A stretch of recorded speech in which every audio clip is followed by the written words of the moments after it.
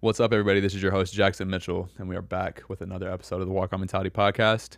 This week in the studio, I have the pleasure of sitting across from Miss Amanda Tsujikawa. Amanda, thank you for joining me. Of course. Thanks so much for having me. I appreciate it. Yeah, I'm super excited to talk, and I just looked down and saw your watch and the little blue band. What's the blue band say? It says Unbreakable.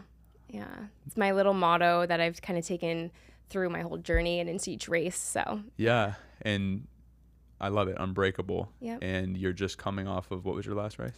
So I raced at Ironman Kona, which is Ironman World Championships. That was my last race that I did. Previous to that, I qualified at Coeur d'Alene, so Ironman Coeur d'Alene, which is no longer a full Ironman anymore, but that was full Ironman as well. So you've done two total triathlons and Ironmans. So wow. Yeah, 140.6, 2.4 mile swim, 112 on the bike, and then a full marathon. And you've got a vast kind of like resume, so to speak, when it comes to like competition and just like, I guess, athletic feats, because you do anything from summiting mountains to Spartans to ultras to, I mean, everything under the sun, right? So like, how did you end up pursuing a Ironman?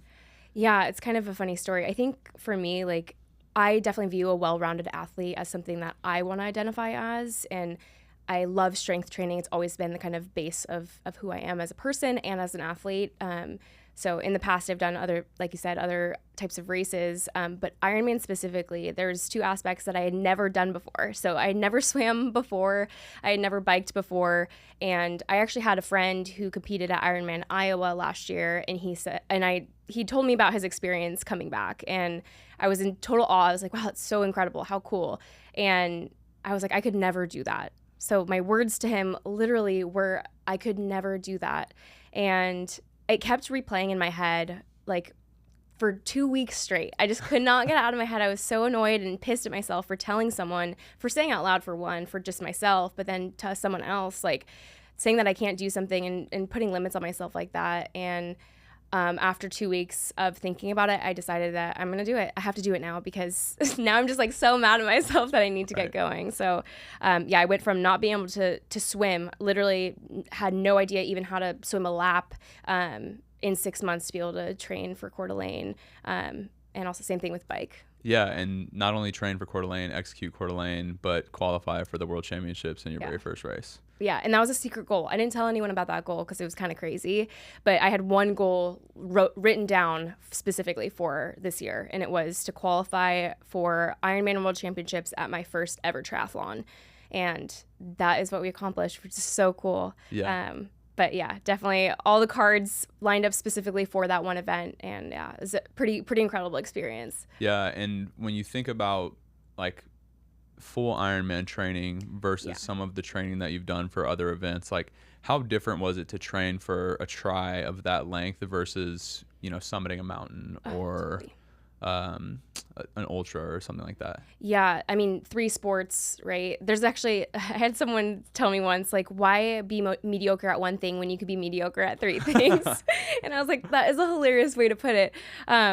But yeah, I mean, like having 3 sports in general is difficult in an event, but then at lengths of training. So training specifically, like going from swimming, I mean, literally being afraid to put my head underwater, to incorporating that 3 to 4 times a week, and then doing that same thing with bike, and then incorporating running as well, amidst also working a full-time job in the OR and life, right? So it was definitely a lot more than I had anticipated on the mental aspect. I can do the physical aspect. I'm definitely not someone who strays away from that, but it really was the mental aspect of like, how am I going to even fit this in my day? Right. And versus like summiting a mountain, I love hiking, I love being outdoors, I love trail running, and like I didn't even train for Mount Rainier both times that I did it, and I summited in one day. Most people spend 3 days climbing Mount Rainier. Did it one day up and down. Yeah. Both times that I've summited with 0 training. And a lot of my Spartans, I've also, you know, I've had the blessing of being able to be athletic in that way to where I didn't necessarily have to put like exact plan forth in order to achieve that goal. Not like that for Ironman. Right. And you certainly have a very broad base of like fitness based on what I know about you. Like playing sports growing up, you were going to be the first woman in the MLB. That was the hope. Yeah. And then you ended up getting into the military, which like tell me more about like the training aspect of that, and I'll let you take it. Yeah. So, I mean, if anyone's been in the military before, they know like the basic levels of fitness that the military teaches you. Just from, I guess, all around Army perspective, you have to be able to run, you have to be able to do push-ups, and you have to be able to do sit-ups. That's what the test used to be. And now they've incorporated a lot more like functional fitness aspects to it. But from a basic Army perspective, that's what you had to do. To be able to be in the units that I was selected for, I had to do more. I went to airborne school. There were a couple other courses that I went to where I had to be more physically fit. So in order to be top of my class in all of these schools, I had to perform at a higher level of excellence. And so I maxed out the male scale on every PT test that I took, which meant that I never set myself for the standard of women. I want to be 100% for women. No, I wanted to be 100% for everyone. That way no one could ever doubt me. So the maximum amount of push-ups, sit-ups, and 2-mile run. And then in the military, like airborne school specifically, they do a lot of upper body training. So you will be dropped from the course if you're not able to do a certain number of pull-ups, because you have to be able to move yourself around in the air, which requires upper body strength. So that's kind of was the basis of how I developed, I guess, cardio with strength training incorporated together. Right. But previous to that, I was a personal trainer. I was mostly into weightlifting, and I only started running when I was in the military. And it was basically just to be better at something that I didn't feel like I was great at. Yeah. And you mentioned this desire to be the best of the best among everyone, not just women, not just men, but everyone. So where does that desire to just like be great come from? And I mean, it goes all the way back to when you were a kid, because you were trying to play, you did play baseball with the boys' teams as a child. So like, where does that desire to just like set yourself apart come from?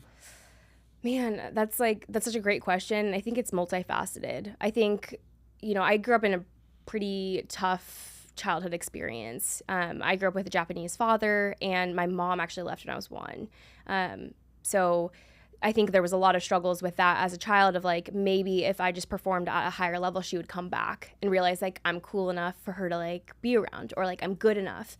And I think a lot of that from when I was a kid was based on the fact that I didn't feel like I was good enough. And I think setting myself ahead was my hope to get love back from not just my mom who had left, but also my Japanese father, because standards with Japanese parents are so high. And a lot of times what is taught is that you only receive love when you're excellent. So I think a lot of it came from self-punishment of like, I need to be good in order to get this type of love. But I think moving forward, I think a lot of it came down to like, I felt spiteful. Like I felt spiteful of those who told me that I couldn't do something. And especially like military, especially boys baseball, people look at me and they think she's not capable of doing XYZ. Like put me into a box, I'm 5'2" on a good day. And I pitched playing boys baseball. So, boys would see me on the field and they'd see me warming up and they're like, who's this little girl? Home runs all day. Yeah. I mean, like, I got to go back to softball so much as a kid, and I never played softball. Right. And I think that feeling of like proving someone wrong was actually the basis of how I continued to get better. But yeah, I mean, I think internally excellence, or the desire to be excellent, comes from multiple different things. But I also just feel like in general, I've always kind of felt that I wanted to be, I wanted to give the best that I could possibly give in order to be the person that I was meant to be. Right. And so, as that kind of programming manifested into your life as you got older and older, like it came time to, go to college, and then obviously I know you've got 2 degrees, so performed at a high level there. When it came time for you to, take that next step into your professional career, was the military always something that you wanted to pursue, or how did that career path become the one that you decided to pursue? Yeah, so I didn't know, otherwise I would have gone straight out of high school probably. Right. But I went to college, got my degrees, and then I went into the military for several different reasons. One was I wanted to be able to serve my country, that I felt a lot of ties to that. Yeah. And I felt like it was really important for me to give back to an experience that I felt really blessed to be in. We don't get to choose where we are born. We don't get to choose the blessings that we are provided as a child. But I felt really, really blessed to be able to have clean water and grow up in an experience where where at least I had the bare minimum, and the bare minimum, things to survive, plus Right. some. I got to play sports. I got, so many different things, and felt really grateful for that as a child. So I wanted to be able to serve my country in order to do that. And the other part of me also wanted to be part of something bigger than myself. When I was going to college, I worked 3 jobs. So while going to the University of Washington, I worked 3 different jobs as a personal trainer. I worked in retail, and I also worked at a gym. In 2 different gyms. So it was just kind of a crazy experience, but I felt like I was giving so much, but I wasn't even making a hint of an impact on the world. Right. Personal training gives you a little bit, right? Mm-hmm. You're able to see client wins, but then you hope that they actually are able to leave you at some point, Right. because they've learned the tools in order to be healthy.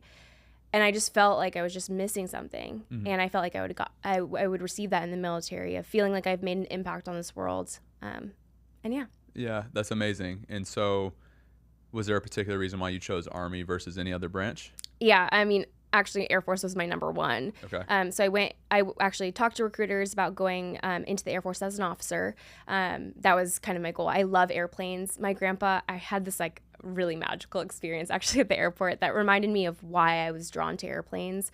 My grandpa worked for Boeing for 45 years. Wow. And he always loved airplanes. He's passed, but he made model airplanes after he retired, and I always felt like this odd connection to airplanes. So I wanted to go into the Air Force kind of as an ode to him. Mm-hmm. And then also be able to serve my country. They actually were like backlogged on officers for like 6 months. So I was like, okay, well, you don't want me. So you know who will want me? The Army. There you go. So I went into the Army, and I actually went enlisted. I didn't have anyone in my life who was able to necessarily tell me something different, but I went and enlisted. And honestly, everything happens for a reason. I'm actually really blessed that I went in enlisted, because I had such an amazing experience when I was in. But yeah, and then I ended up working with a lot of Air Force individuals, jumping out of airplanes. I did have my ties to airplanes. Yeah, I just got it a couple years later. That's awesome. And you served 7 years. Mm-hmm. So do you have any experience in particular that sticks out to you as like the most impactful or the most, powerful lesson that you took from those 7 years? Oh man. Yeah. I mean, there's a lot that I can't talk about. Yeah. There's specific missions for sure that we helped support. And just to set the record straight, I worked with Special Forces community. I worked in the Special Forces community. Mm-hmm. I say that because it's a very broad aspect of the military. I was not a Green Beret. I supported Green Berets. I was alongside Green Berets, and also other joint Special Forces groups. Mm-hmm. So I was not a Green Beret. I just want to I've gotten some comments online that it's like I've never claimed to be that. So but yeah, anyway, I just want to throw that out there. But yeah, I mean, being able to support small teams is really important to me. So I was able to have that impact, that greater impact on someone's life. And it was a daily occurrence, and 16-hour deployment schedule, where you're not sleeping, and everything that you do is completely reliant on you having accurate information, being able to portray accurate information, because literally people's lives are at risk if you mess up. Yeah. So there was several different experiences while I was in that was kind of where that happened. Yeah. Just to be really specifically vague. I was going to say, I mean, I totally get it. Yeah. My mom served 26 years in the military, Air Force, retired lieutenant colonel. So like, it's funny. People will ask about what she did or has done. I'm like, I don't know, but don't mess with her. Like, that's all I'll say. So. Yeah. Women in the military, it's a different, oh my gosh. Like, if you have found success in the military as a woman, like, I have so much respect. And, we definitely have to go through some mud in order to be on the same track as the dudes. For sure. Yeah. So you served 7 years, and I'm just thinking back to that band, like Unbreakable. Yeah. Your story's incredible. So, at a certain point in time, you started dealing with some health-related stuff, and I'll let you talk about that. But talk about how that began to happen and what that looked like from, what did you start to experience where you were like, okay, like something's off here and like I need to get this looked at? Yeah. So, I was medically retired last year, and I started just honestly, I had a spot on my foot, and I had kind of pushed it off several different times, and I think anyone who's been in the military understands this, especially as a woman, especially in the small community that I was in. You don't want to risk progressing forward by bringing up an injury or bringing up something that makes you sick, because it makes you look weak, quote unquote, right? It's not true. You're not weak because you're sick. However, that's definitely the mindset that I was in, you know. I definitely had stress fractures that I never had looked at. I definitely, you know, experienced injuries that I never had looked at because I never wanted to be viewed as weak. But I had a spot on my foot, and I had probably waited 6 months to go get it looked at. When I initially had it looked at by a military doctor, he literally was like, "It's nothing, get out of my office." And I was like, "Oh, okay, perfect. That's actually the exact answer that I wanted." Right. Because I just didn't want it to be anything. And then 6 months after that, I went home, and my husband has moles, so he had one looked at, and he was like, "Can you just come with me, because they have to scoop it on my back, and I would just like for you to be there." And I was like, "Yeah, sure, no worries." Well, that was him tricking me to have my it didn't look like a mole, but had my spot looked at by the dermatologist, and she was like, "Amanda, you need to get this removed right now." So she wasn't able to remove it because it has to be done by the military. Wow.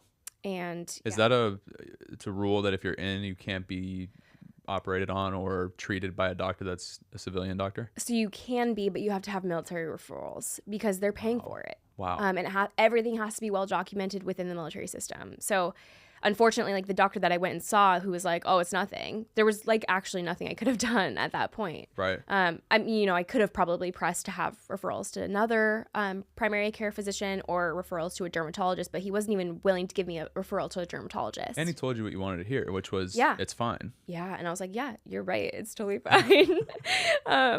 But yeah, so I had it removed by a military dermatologist. And when he looked at it, he was like, "Amanda, this does not look good." And I was like, "Oh, yeah, no worries. Whatever. Just take it off." Completely like, disassociated. Yeah, just like suppress. That's fine. Whatever. Nothing to hold me back. No. But when I came back into the office, I had to tell my colleagues where I was. And I was like, "Oh, haha." And this is something I regret to the depth of my soul. But I was like, "Oh, ha, I just had cancer cut off my foot." And you were joking. I was joking. Yeah, I was joking. But like, obviously, like every joke has a little bit of truth to it. Right. I think like looking back, I definitely was nervous about it because I had been told by two different people that it was concerning. Yeah. But at the time I was like, okay, what better way to cope with this than to like just make a joke about it? Which I mean, if anyone's ever gone through cancer and you even hear the word cancer used, it's triggering. Right. If you hear it used as a joke, it's maddening. And I just will never make a joke like that again. That was like, I just have deep regrets about that comment. But honestly, like it took 3 months for them to get back to me with results. So in my eyes, I was like, I hear nothing. Right. It's probably fine. Right. Whatever. It's like, it's good. No news is good news. And I got a call like 3 months later. It was around, I think it was January. And they were like, so are you sitting down? And I was like, always great when someone asks you that. Yeah. I was like, "No, I'm at my friend's house. Like, I'm just, what's going on?" And they're like, "Amanda, like, we can't tell you this over the phone, but we need you to come in." And I was like, "Oh, okay." And I think, honestly, like, nothing hit me. Like, I was completely numb. I was like, "Okay, whatever. Like, I'll come in." And when I went in, the dermatologist was basically like, "You need surgery. We need to remove a larger portion of your foot. We need to also go in and remove lymph nodes." A large portion of your foot. Top of my foot. Yeah. Like the whole top of your foot? Yeah. Pretty much. Yeah. Wow. It's so I was like, "Okay, perfect, whatever. You need to remove portion of my foot." They also did this testing to see if it had potentially traveled to a lymph node, or if it was to travel to a lymph node. It's called nuclear tracking. And they decided to take lymph nodes in my groin on the left side, so the same track. At this point, I literally was still like, whatever. Like, I'll just go through the surgery. It's going to be detrimental to my fitness. It's going to be detrimental to my military career.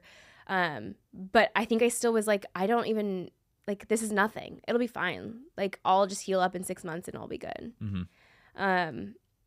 so I ended up with 80 stitches in my body after that surgery. Wow. I was non-weight bearing for 6 months, so on crutches for 6 months, in a boot, and yeah, just the most crazy experience to go from where I was at to like literally jumping out of airplanes, to not be able to do anything.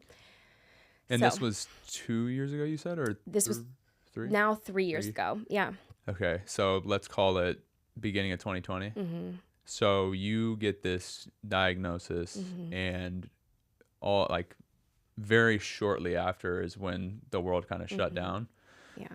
So how did you navigate, basically almost, I don't know, so grateful to be alive, right? But Yeah. fighting, at the same time fighting to be alive. Yeah. And now the world shut down. So Mm-hmm. you've got, fitness, which is a passion of yours, stripped from you. Your career, which you're progressing in and crushing, Mm-hmm. is certainly impacted as well. And now you're kind of isolated. Yeah. You mentioned earlier, like you were in the hospital and there were periods of time where your husband couldn't even come see you. Like Yeah.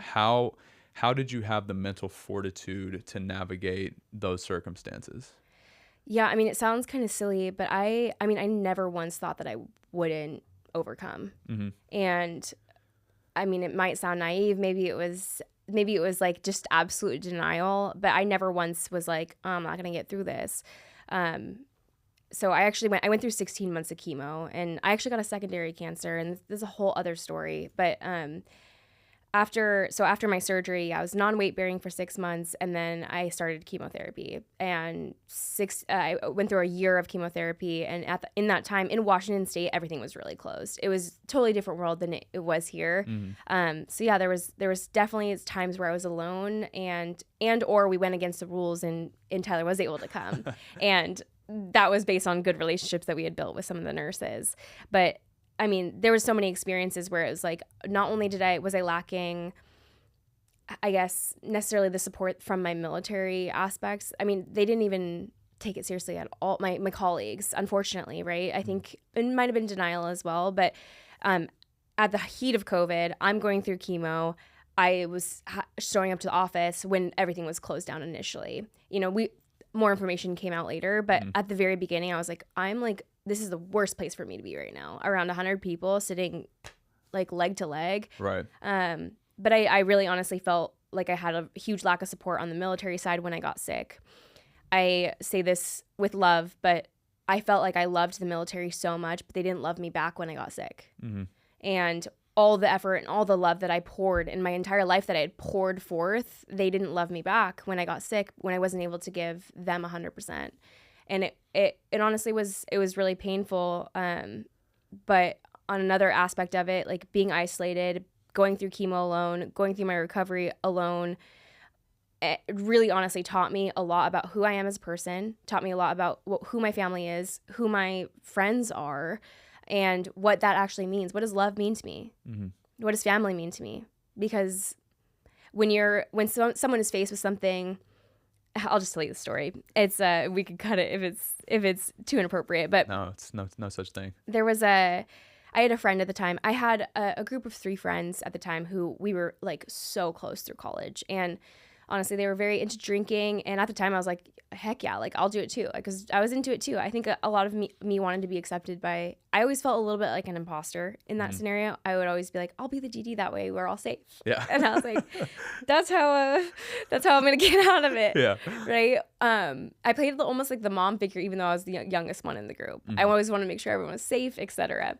But going through my chemo, it was very clear to me that they were really into that aspect of who I was, of the fun, loving, like supportive, almost like overseeing your safety type of person. Right. But when I needed support, I wasn't receiving that. And one of the friends was actually a nurse, and she requested that we have Zoom calls every week to support her as a nurse going through COVID.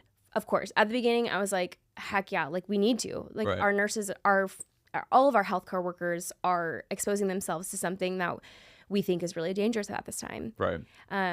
But I remember this one comment and just like replays in my brain, and she just starts bawling her eyes out. And this was actually like way past. This is when everywhere else was open. Mm-hmm. And she just said, bawling her eyes out and said, I'm just so scared to die. of COVID. Mm-hmm. And I remember like immediately having a visceral reaction and be like, you're so scared to die of something you don't even have. Right. And it's not to invalidate other people's experience, but at the time, like I wasn't even receiving support from her going through chemo with stage 3 cancer, you know, being told I wasn't going to live. Right. Or never going to walk again, not going to live past a certain amount. Even if I do live, it's going to be poor quality of life, going to get a different cancer, et cetera, et cetera, et cetera. And I just remember being like, I need to change who I'm surrounding myself with because this is going to eat me alive. Yeah. So what do those words love and family mean to you? Oh man. I mean, love truthfully means to me like unwavering love and support, even if it means being honest and hurting feelings. It means showing up for people when they need you. It means having a balance of support. Having, I guess that was one thing. Like I felt oftentimes like the friendships that I held, it was so one-sided. Like I was so willing to support, love, all these things, but I was never given that in response. But so loving people back is really important to me. Like I need to feel love back. But yeah, what does love mean to me? Kindness, compassion. Yeah. Kindness, compassion, support, and being honest. Integrity. Integrity is huge to me. It's my biggest key pillar of my life is having good integrity. Yeah, that's amazing. And then what about family? Yeah, man, this is like a whole other thing. I feel like I've lived so many lives. But just to be honest, my mom left when I was 1 year old. And that whole experience of growing up without a mom, biologically, as humans, it's not good for us. Biologically, as animals, it's not good for any animal to grow up with a mom who leaves them right after birth. Right. So I really lacked that pillar of love, that pillar of direction, that pillar of strength and support and encouragement as a child. And growing up with a Japanese dad, I was also lacking a lot of that as well. My dad, I'm really grateful for the experience that I had as far as giving me structure, always providing me with tools to be really successful and be really disciplined and really driving home discipline. Like discipline was huge in my family, but I was really lacking that love and support. So family to me really just means like the people who are in your corner, who love you, who support you, who it doesn't matter if it's been 2 months since you've talked, like they're still in your corner. And once again, going back to that honesty, like family can have hard conversations. Family can be honest when it hurts other people's feelings. But family also is supportive. And I think like that's really what I've learned over this past few years of like blood doesn't necessarily mean family. Yeah, absolutely. I love those definitions, and I think you're spot on. It does not have to be blood to be family. Yeah. So as we continue through the cancer defeating journey, you know, you continue through, and if there's anything specific you want to hit on, please do. But like at a certain point in time, like I don't know what the process really is to beat cancer. So like, what does it mean to beat cancer? And then at what point did you decide like, all right, like it's time for me to like rebuild and like take this thing back? And like you know, you very much seem to have the mindset of like no limits. I mean, unbreakable. So like just talk me through that journey. Yeah, I mean, honestly, like I said at the very beginning, I was in denial, and that led me to be able to just immediately push past. Like as soon as I could walk, I was hiking. It was two things that they told me I would never do again: run and hike. And I was like, I literally reject that. I will not take that as my own. Like, you can take that information and shove it right up your butt. But I was like, I will not accept that to be my life. So I started hiking, and it was a rough recovery. It was insanely painful. And what year is this? So this was 2020. 2020, 2021. All my years are kind of mixed up. Right. But yeah, so I mean, I started hiking, and that was like a big healing process for me, because honestly, being in the mountains is like one of the most beautiful experiences that you can have. You're in solitude, you're in silence. I was hiking alone with my dog, so not alone, but my dog Oakley. But it was honestly just being alone in my thoughts, being able to like sit with my experience, be able to actually process my emotions, be able to connect with God, be able to listen to what to what God had to say to me and have no distractions. And the mountains are something that have always provided me that connection. And I call it connection with disconnection, or elevation meditation. Like there's so many little coined terms that I've like created for myself that like, I just need that. I need that. But the more that I went, the stronger I got. And the more that I continued to push through the barriers that I was told I would never go through, the stronger and more resilient that I grew. And the more I was like, okay, I think we're good. Like, I think we can do this. And honestly, like my chemo from my first cancer, my stage 3 cancer gave me my secondary cancer, which was my eye cancer. So I had eye surgery to remove a portion of my eye, and then I had eye chemo, which was eye chemotherapy injections straight into my eye. Good. So fun. So fun. And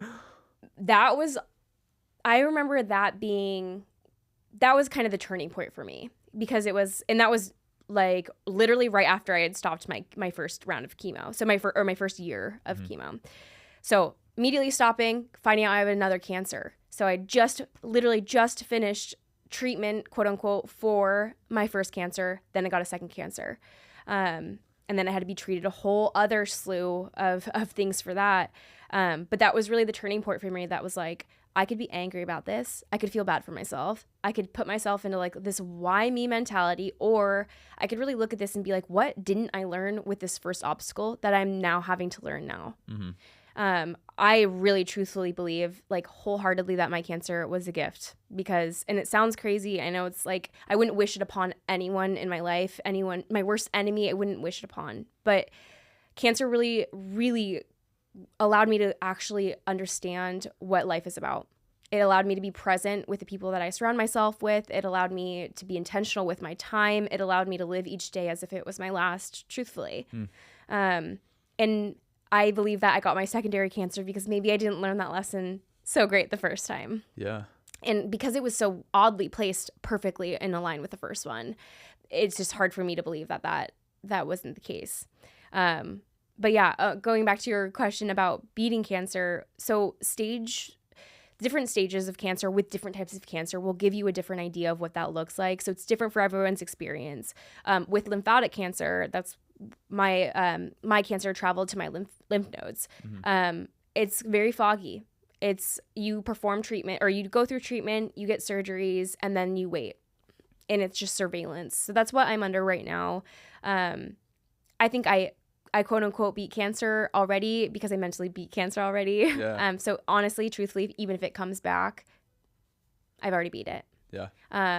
And just like maybe even just between you and I've really stepped away from oncologists. Like I'm not interested in doing chemo again. I'm fine with doing surgeries again, but the way that I was, like, all of my treatment happened, and then I got my secondary cancer, and then they didn't even report. I was under a trial drug. They didn't even report that information with the trial drug.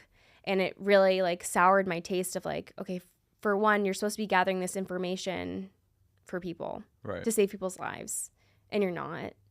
And beyond that, like, all of my hormones got really jacked up. My body got really jacked up from my chemo. So I'm just not interested in doing it again.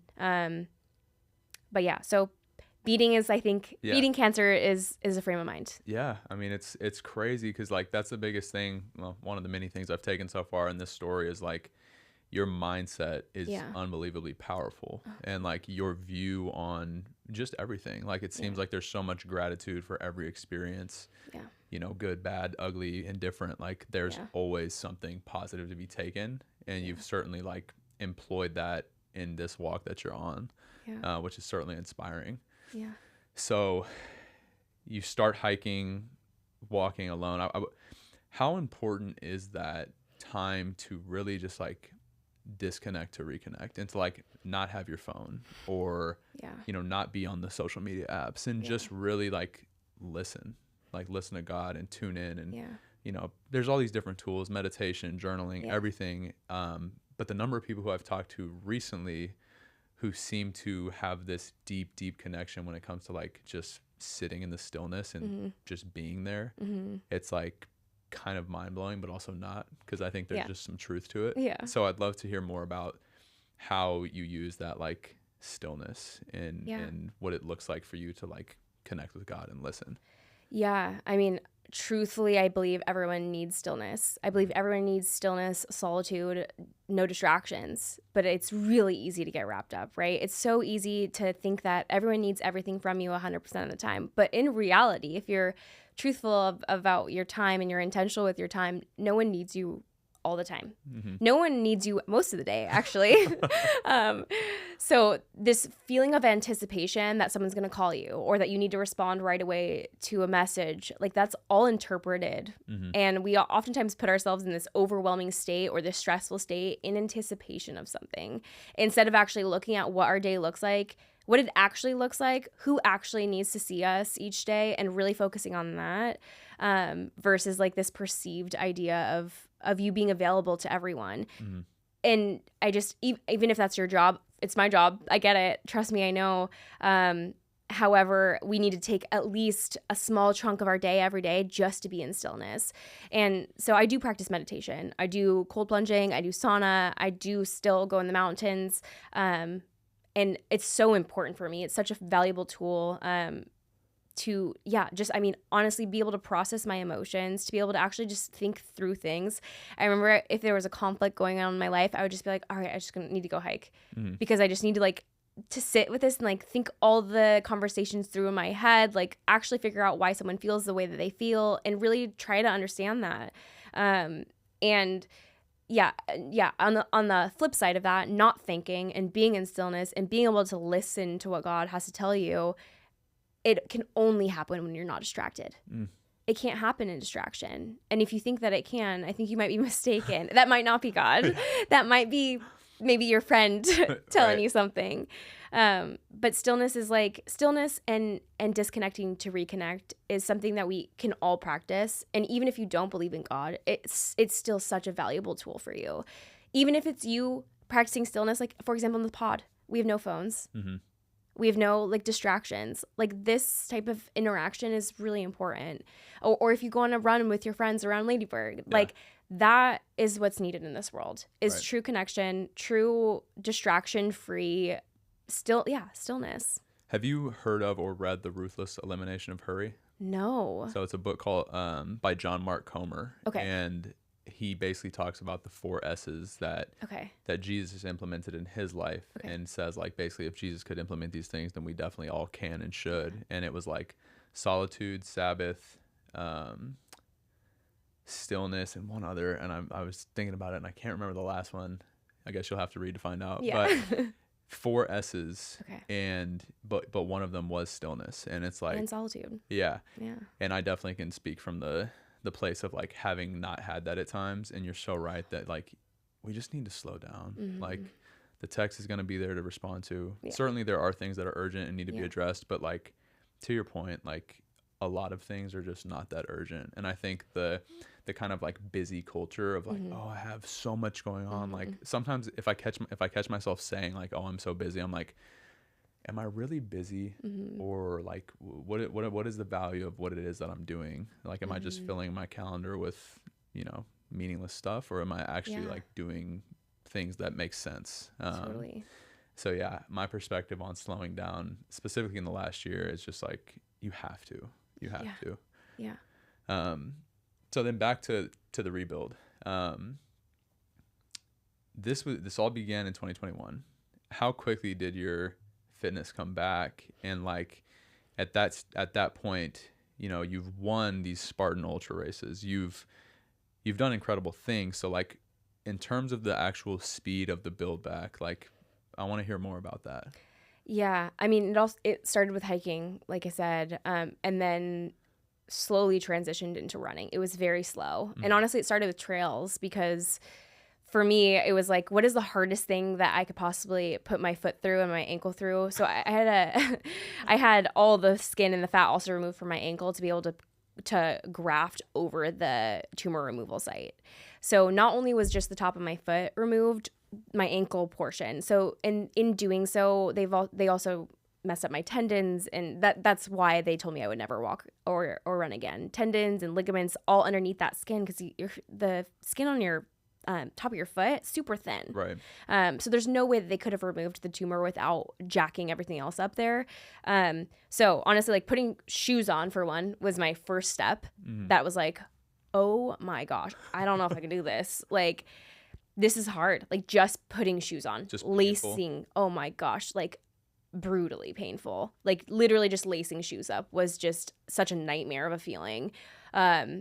And then that slowly progressed to be like, okay, I can take this for 1 hour a day, just putting a shoe on. I can take this for 2 hours a day, just putting a shoe on. Just wearing it. Just wearing the shoe. Wow. Yeah, being out of the boot. Yeah. I mean, also, like, when you are in a boot for that long, your muscles atrophy. I mean, my calf was like a little pebble next to my like big Asian girl calves on the other side. That was also, I was continuing to squat. I was continuing to lift while I was with my boot on. So I tried to maintain as much as I could, but obviously, like, there's just not much you can do for that portion. So yeah, it was walking on like the curved treadmill with my sock, slowly picking up pace, putting shoes on, trying different pairs of shoes that didn't necessarily hurt, and then just slowly progressing through that. It was slow, but it was fast at the same time. Right. I think within 6 months of being out of the boot, I was racing and I was climbing. So I was hiking bigger mountains. Wow. Which I actually went and saw my the doctor who told me, like, you're not gonna be able to do any of this, and he was like, you're a miracle. He literally told me, you're a miracle case. Yeah.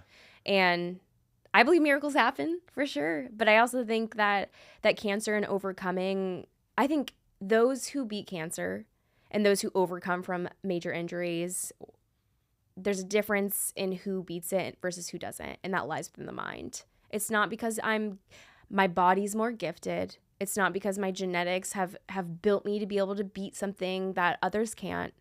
No. It's based on the fact that, like, I've been able to see the light at the end of each tunnel. I've been able to, like you said, like, be grateful for each little thing that I'm finding along the way, and just taking each day in stride. And being like, what can I do today that's going to make me a better person today, but then also lead to greater success for tomorrow.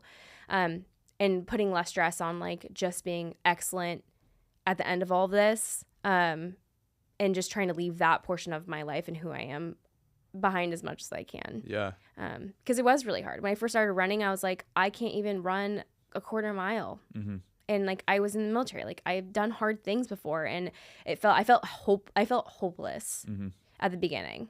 But you just made the choice to keep going. Oh yeah. And you weren't gonna just, like, accept this, fate that you have no control over, so to speak. It was like, no, I'm going to overcome this. Yeah. Yeah. Gosh. So yeah, I was like, I don't care how painful it is. I'm just gonna keep going. So how many, like, we think we talked about this earlier, 30 summits? Yeah, I've done like 30 of Washington's major summits. A lot of them are glaciated, like, way in the woods. Like, no one would even know the names of a lot of them. Right. But I started the list called the Washington Boulder List, which is 100 of Washington's highest, most technical peaks. They also have prominence statistics, which is, like, in mountaineering terms, is like how tall they stand against other mountains, etc. But it requires a lot different skills than most sports. You're having to wear, like, having to climb with ice tools, right, but put crampons on the bottoms of your boots, wear way different boots than most people have ever worn, and just traverse in, like, bushwhacky, route-findy areas. And I love it. It's, like, truthfully, like, what sets my soul on fire, just being able to kind of explore that way. And is that why you started your business, Alpine Armor? Yeah. Actually, no, that's not why I started the business. I actually started the business because of my feet. So after my chemo, my skin was just so uberly sensitive to everything. And I have a picture. If I had my phone, I would show you. But after I ran my first marathon after chemo, I had, like, a literal blister about this big on the bottom of my foot. And everything that I wore, my feet were just getting torn up because my skin was just so sensitive. So yeah, I wanted to continue hiking. I wanted to continue running. And And at that point, like I had worked my body up to be able to do it, but I was like, and this dang skin. Yeah. So my chemo actually caused me to have what is called erosive lichen planus. It's an autoimmune disorder. But if you've gone onto my page, you've seen at one point my entire body head to toe was covered in open wounds. Yeah. And it, like, honestly, that was close to cancer for me because it was so painful, and I had it in my mouth. I still actually struggle with both of these things today, just not nearly as severe. But it can be triggered by whatever. They just come out of nowhere. It's like you start to see one forming and it's just there. Yeah, and the skin's less aggressive, but my mouth still for sure. And yeah, they're just huge open wounds, and it's just caused from drugs. So not hard drugs, from prescription. So from my chemotherapy. But yeah, it was like 6 months of me trying to figure out what the heck is going on. I looked like I was dying, and there's several different, there's like 60 types of chemotherapy. And this was one thing in the Army, like I didn't look sick. So a lot of people didn't take me seriously. And it's like, I don't want people to feel bad for me, but I want you to know that I have to go to my chemotherapy appointments. Right. I want you to know that like I'm throwing up on the side of the road driving into work. So, like, you have to be able to be flexible with me. Right. Like, I'm fainting. Like, there's so many things that, like, chemo puts you through. It's just the worst thing. It's terrible. Right. But I didn't lose my hair. And my body definitely changed. But when I got my autoimmune disease, just because I was covered in open wounds. I lost so much weight. I was, like, a little stick lady. I couldn't eat anything because my mouth was covered in open wounds. So at that time, I was like, I look like I'm dying. And it was the first time that I had like realized that I looked the way that I was. I looked sick. Right. And that was after my cancers. So it was just like, it felt almost like this huge whirlwind of things of like cancer, chemo, autoimmune. Just like can't catch a break. No. But unbreakable. I like, as you were talking about that, I'm like, how does it feel to know, despite all of these things, like you are an Ironman world champion, you are, and like, of course, like I have to say, like that doesn't make you better. Like that doesn't make, like that's just a thing that you've done. That's not who you are, but like accomplishing a feat like that is incredible. Yeah. And so like, you know, how does it feel to have stood in the face of this adversity and said like, not me. Like you can try, but like not me. Yeah. And just overcome over and over again. Like have you ever like really just like felt that specifically? I wish I could say, yeah. I felt that way when it comes to the impact. You know, I've been lucky enough to be able to share my story, and I've had just such an amazing experience being able to hear the stories of other people who've gone through cancer as well, or who've gone through something similar, or say like how me sharing my story has impacted them. And when it comes to like sitting with the successes that I've had, it's less of like a pride moment for me. It's more so of like, it's so cool that I've been able to reach more people with this and spread my mission and be able to tell my story and encourage others to just, it doesn't even matter what you're facing, just to take one step forward instead of thinking that your life is over and thinking that your days are over. Because as soon as you start thinking that, then that becomes your reality. Right. But as far as like accomplishing Ironmans or all these accolades, I mean, there's a lot of people who accomplish a lot of accolades who aren't necessarily the person that I would want to be. Yeah. But I guess where my appreciation for my life comes in is that I've been able to accomplish these things, overcome all of these things, but I've gotten to be a better person along the way in so many different ways. And I've become so much more understanding of other people. I've become so much more empathetic, and I've more educated on other people's experiences. But then, yes, been able to have a larger impact. And specifically with Ironman, if you've ever been to, even if you aren't interested in racing, I just would encourage everyone to go view, because it is just the most magical environment. It's actually unbelievable. It's special. And the amount of people who have worked so hard to accomplish one goal and the amount of support that athletes have for one another, it's unreal. And my story, I mean, obviously my story is unique to who I am, but there's so many cancer survivors who race in Ironmans to prove to themselves that they are capable of doing hard things. And I think that's like really what I've taken away from it, is just like, yes, I'm a fish in a large sea of amazing people. But if my little fish story can help other people persist through their hardships, like that's truthfully my purpose and what I actually have a lot of gratitude for the experience of being able to do. That's beautiful. So whereas like coming up, your relationship with performance was very much driven by like, I need to prove that I can sit at this table, to be in this room. I'm going to play baseball with the boys. I'm never going to be talked to like, oh, you're playing like a girl, you cry, like whatever. Like I'm going to do all of this to make sure that that person views me in a way that I'm happy with. Mm-hmm. How do you view, oh, I guess you just answered it. Your view now is like, I know my value and like, I'm going to use my gifts to try to help as many people as I can. Yeah. Would you say that that's like, what words would you use to describe that? Yeah. I mean, and I shared this along our run earlier, just the amount of people who invest so much time into this facade or invest so much time into trying to paint this picture of who they are to other people.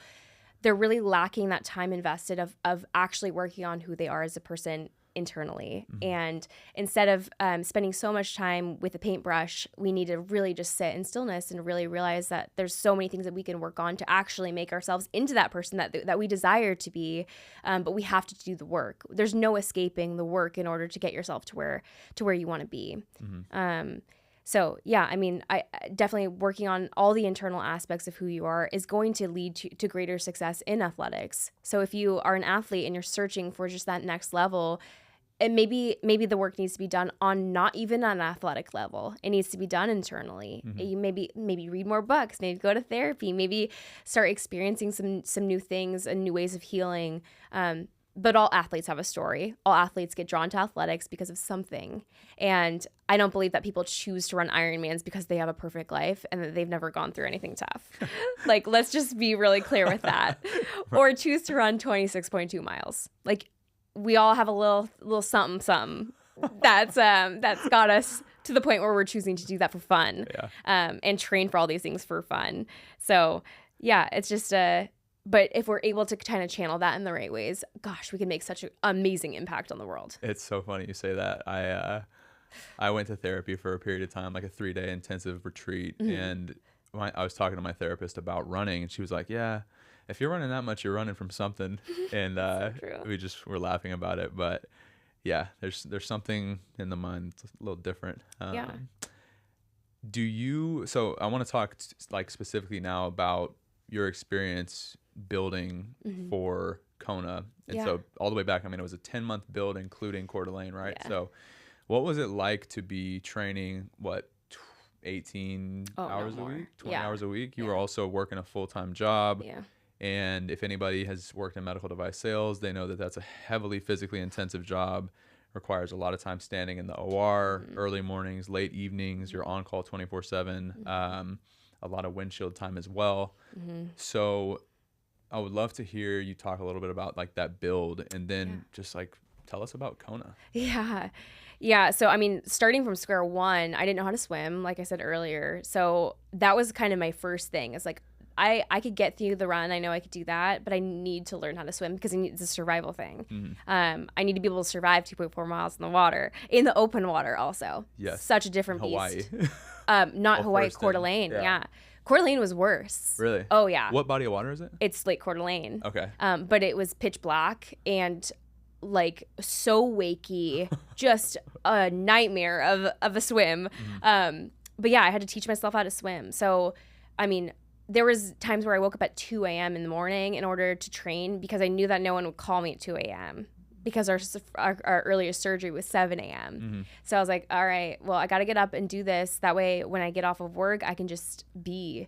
And finding that undistractable time was only really available to me in the mornings.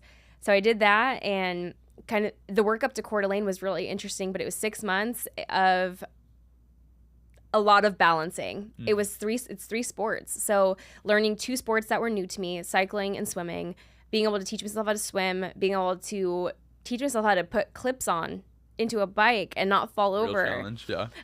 But then also training, I trained inside a lot because I lived in Washington State at the time. I was cycling at 2 a.m., so I'm not going to do that outside when it's pouring rain out. Right. So lots of indoor training, so much solitude. Let's talk about solitude. If you're not in Austin, Texas, and you don't have a tri club where you're at, holy cow. I mean, like, the amount of isolation that I had in Ironman training was insane. Mm-hmm. I like isolation, but maybe not to that extent. Right. I think I had my longest training session working up was 9.5 hours. Wow. It was a block of cycling and running. So it was cycling stints, getting off the bike, running, getting back on.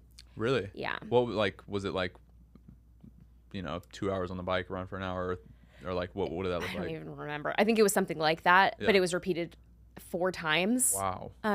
Something like that. So that's crazy. But that one was actually fun for me because it was like I could get off the bike and go do something else versus like a 5.5 hour ride. I was like, what did I sign up for? Right. But yeah, so I mean, the swim was a really interesting aspect of my training because we call it newbie gains in personal training. Mm-hmm. Like the amount of like newbie gains that I was getting at the beginning was like, oh wow, like that's cool. Getting good at this. Yeah. Yeah. And cycling oddly was a good transition from my mountaineering background because I already had strong legs. I'd already kind of figured out that I can push past a certain threshold of like my legs being tired or feeling like there's lactic acid buildup in my legs. Like I could push through that. Mm-hmm. So I think I naturally felt pretty good, honestly, on the bike. Definitely not on the swim. Yeah. But yeah, Ironman training for 6 months leading up to Coeur d'Alene. Coeur d'Alene was just the most crazy experience of my life. It was my first ever, not of my life, I'm going to take that back. It was just the craziest athletic experience that I'd had. Going into it, never raced a triathlon before, and that was by choice. I could have, but I really wanted it to be like this fresh experience where I was really just going for my goal. Right. So I went in, never had trained for a triathlon, or never had a race in a triathlon before. I set out for open water, and I mean, it was just a nightmare of an event. Leading up to Coeur d'Alene, I was super sick. Yeah. And peak week of Coeur d'Alene, I was literally like in bed for the entire week. Right. We drove to Coeur d'Alene from Washington, and I was like so excited. I was like, perfect. Like, I can't wait to just like be there, be in the environment. I had already kind of started to feel a little bit sick that week, and I was like, it's fine. It'll be a cold. It'll go away. Yeah. The several days leading up to the race, I had 101.5, 102 degree fever, and then on race day I had 101 degree fever. Flu game, MJ flu game. Oh, Tyler loves bringing that up. He actually he brought that up to me as well. I love it. Yeah, I had my flu game basically, but yeah, I mean, I was like, couldn't breathe out of my nose. Mm. So if you've ever swam before, you know that you should probably be able to breathe out of your nose.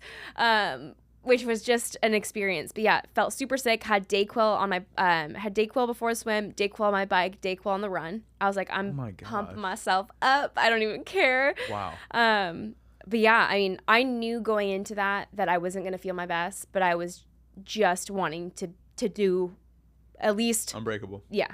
To just show up, be who I am, and finish. Mm-hmm. But yeah, and the swim, like I remember for one, like having my legs being pulled, being swam over, having the wake, like kind of being seasick coming out of it because the wake was really bad. I was like, this is something different. Was that the first time you'd swam with a group of people around you like that? It's crazy. It's crazy. I hated it. Oh my gosh. I was like, literally, so it was actually 2 laps of the 70.3 course, which they actually are no longer doing Coeur d'Alene full Ironman anymore. So I was in the last one, which maybe for good reason. But we did 2 laps of the course, and the entire probably like 0.75 of the first loop, I was doing backstroke. I didn't practice backstroke. I didn't know how to backstroke, but I couldn't breathe out of my nose. Wow. So I was panicked of having people swim over me, pull my legs, all this stuff, and I was like, I just need to get through it. I just need to survive. Mm-hmm.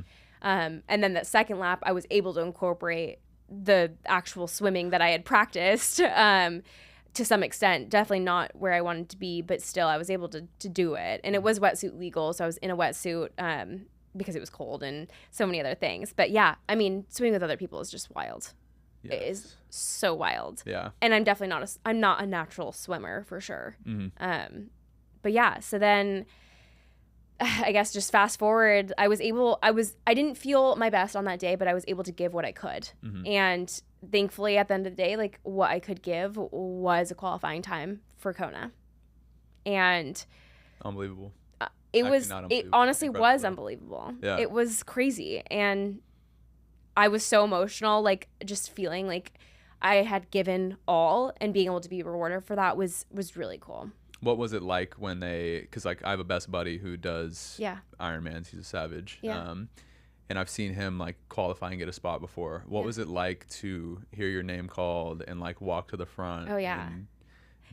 In your first ever race. Oh yeah. I mean, I don't shed tears often. I had shared with you that I shed tears, which we could talk about later, for not this reason at World Championships. But I mean, immediately I had my like 5 seconds of like tears, total tears. I'll cry for other people, but I don't know why. I just don't cry for me. I'll cry at movies. I'll cry at, hearing people's stories, but I don't know what it is. But yeah, I mean, I was so emotional because it really was just like this concluding event of like all of the hard work that I had put through, all the shit that I had gone through, all the things that I had to face, and just kind of culminating into this one day. Yeah. Yeah. And then what was it like to actually race Kona? I mean, just being in Kona, when Ironman is there is just insane. It's so cool. It's so cool seeing so many athletes on the roads training for, or, warming up or doing their shakeout runs beforehand. But I definitely struggled a lot with imposter syndrome. I was like, I don't deserve this. I don't deserve to be here. There's people who've trained for 20 years to be able to be here. Mm-hmm. Like, I don't deserve to be here. And I struggled with that a lot. Even just leading up, even in my prep leading up to the race, I was like, I do not deserve to be here.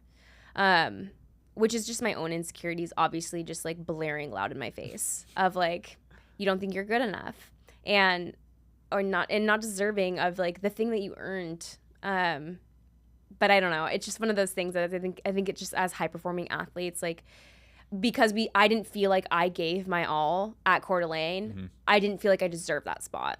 Yeah. But I got it. So I obviously deserved it to some extent. Right. Or to all the extent. I deserved it. I got it. See, I'm just like, even the way that I'm talking to myself right now, it's just like, it's crazy. But I didn't necessarily feel like I deserved to be there, but being there was just magical. And I remember like zipping up. This was also the first time I had ever swam in open water without a wetsuit. Which different game. Totally different game. Yeah. Totally different game. And I remember zipping up that little swim skin, and I was like, all right, here goes nothing. At least I've done this before. Like, at least I've done this before. I remember, and actually it's really strange, like when I race in Spartans or any like half marathons or marathons or whatever, I feel this immense amount of anxiety before the race. Like almost to the point where like I'm gonna throw up. Yeah. Because I think I care so much about like my performance. Both Ironmans, I didn't feel that way. Really? But it was almost like, I feel like maybe it was because like I know I'm not going to win. So like I could just do my best. It kind of like released some of that pressure. Do I think that's better or worse than others? No. But it's just an interesting start. But yeah, I remember getting in the water, and I'd already practiced swimming at Kona just to kind of get a feel for the water. Immediately was like, this is so much better. Yeah. I can see fishes. Right. So cool. I was like, I can see like little cute fishes on the bottom. I felt like a different human. Also, women are a little bit kinder in sport than men. So all the people who swam over me or pulled my legs were men at Coeur d'Alene. So I think women are a little bit kinder in sport. So I felt so much better. I was able to PR my swim by 15 minutes, which is wild. Wow, yeah. But that's the only thing that I PR'd at Kona. So I haven't shared this anywhere or even honestly like posted about it aside from one story. But I say it's food poisoning to describe it in a way, but I have celiac disease, which means that if I ingest gluten in any way, I'm just an absolute wreck. Like throwing up, my absolute insides just come out. My girlfriend has it too. Oh, she does? Yeah. Oh my gosh. I don't meet a lot of people who have celiac. I meet a lot of people who have intolerances, but it wrecks you. Yeah. And this was 2 days before the race. I was like, just going about our day. Like we were kind of just like exploring at the beach, and it was like probably about noon, and I had an acai bowl, and Tyler had got it for me at this place, and I was like, sure, yeah, I can have acai. Granola. But I was like, yeah, make sure that their granola doesn't have gluten in it. And so he was like, verified, doesn't have it. There's a lot of granola that doesn't. It's like certified gluten-free, but there's definitely some that does have it. And I just remember like 30 minutes later, I was just like, something is seriously wrong. I thought I was in a faint at first. Celiac is interesting. Everyone has different responses. Mine's always been vomiting, like excessive vomiting. So yeah, I mean, basically, long story short, at that point, for the entirety of the day, I threw up every single sip of water that I drank. I threw up every food that I tried to put in my body. I felt so horrible. So leading up to the race, I wasn't as fueled as I should have been. Not that that's an excuse for my performance, but for sure that had a huge impact on, I mean, it has to, right? Right. I'm in denial a little bit because I just don't ever want to make excuses for myself. But at the end of the day, like, you not being able to properly fuel for sure impacts. So I was supposed to be able to carb up that day. I was supposed to be able to like really honestly like feel good in my body, but I felt freaking awful. We drove back from the beach back to the house, had to stop several times for me to freaking projectile vomit on the side of the road. It was just a nightmare. Yeah. A nightmare leading into the race. But I think both experiences, Coeur d'Alene and World Championships. I mean, I guess going back to World Championships, I started to bonk on the bike. And that's where kind of the fueling for sure just made itself to be known. I'd never bonked before. Like I've summited several different mountains without food. Like in general, in the past, like I've done so much without fuel that I've never bonked before. And there's a lot of pride that sits with that. And, you know, it's definitely not something that I ever was like, necessarily didn't believe in, but I was like, bonking, like whatever. Right. It sounds like it sucks. Couldn't be me. Yeah. Maybe it's just your mental state. Like maybe whatever. There's not actually like legitimate science. No, there is legitimate science to bonking. Right. And on the bike, I was zooming. At one point, like I think I averaged like 27 miles an hour. Like I was zooming. I felt so good. And then literally all of a sudden I felt freaking terrible.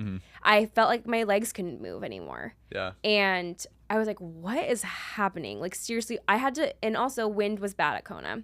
So basically Kona, there's like this long stretch of bike. You're basically just going in a straight line for a long period of time, but the wind can really impact performance. So side winds, headwinds, and coming down from our turnaround point, there was a massive headwind. Like I had to pedal going downhill. Yeah. So that's how you know. That's how you know. Right. So definitely fighting the wind, definitely fighting the bonk for sure. But the bonk made itself real known as soon as I got into my run, which historically has been like, if I just get off this bike, I'll be good. Yeah. Like I know I'm good. I know I can run. If I need to slow down, I could slow down. There's no like dangers of slowing down when you're running.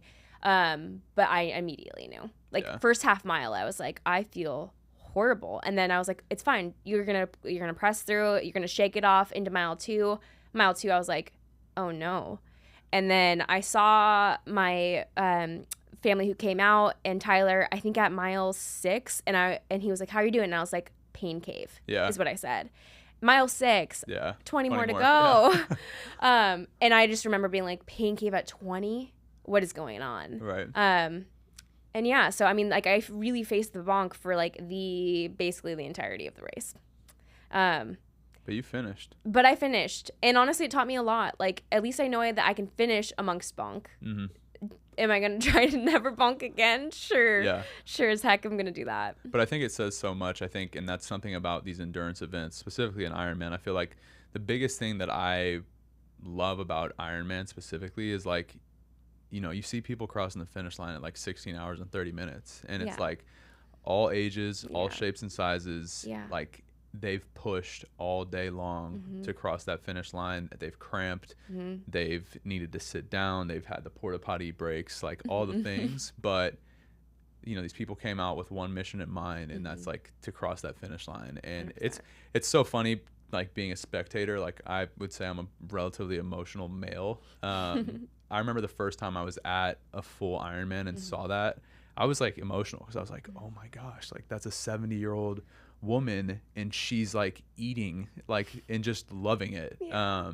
So it's incredible. I mean, finish time aside, like just to have the resilience to hit that wall, Yeah. but keep pushing. And Yeah. and that's such a thing for life, right? Like Yeah. you're gonna face adversity, you're gonna have hard times, but like can you keep taking that next step? Just Yeah. like 1 foot, one step at a time, just keep Yeah. going. Totally. It's unbelievable. Unbreakable. So I keep going back to. Yeah. So I always ask my guests, Yeah. if you had one piece of advice to leave the listeners with, what would it be? That's a great question. I think for me, like my mission in general is just to persist and keep going. No matter what you're facing, it could be cancer, it could be something completely unrelated to health even. But if you're willing to just have a positive mindset, go to gratitude, whatever you are going through, there's always space for gratitude. And gratitude puts your brain into a totally different state. You can't have negativity and gratitude at the same time. It can't exist in the brain at the same time. So when you're having a struggle, or if you're going through something that you're struggling with, or you're feeling hopeless, just practice gratitude. And honestly, it changes your life. And if you are going through cancer or fighting through something else, a chronic illness, an injury, don't always take the first opinion as fact.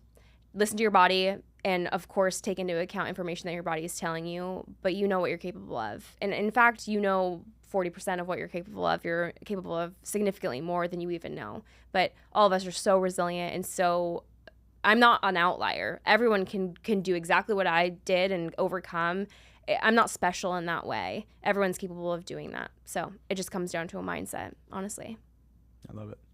Well, I can't thank you enough for joining me. Yeah, thank you. Appreciate your time and you having me. This is such a beautiful studio, and I feel like you have such a warmness and kindness, and makes it really easy for other people to open up their stories. So I appreciate you. I appreciate that. Yeah, thank you. And to the listeners, thank you guys for tuning in to another episode of the Walk On Mentality podcast, and we will see you on the next one. Yeah.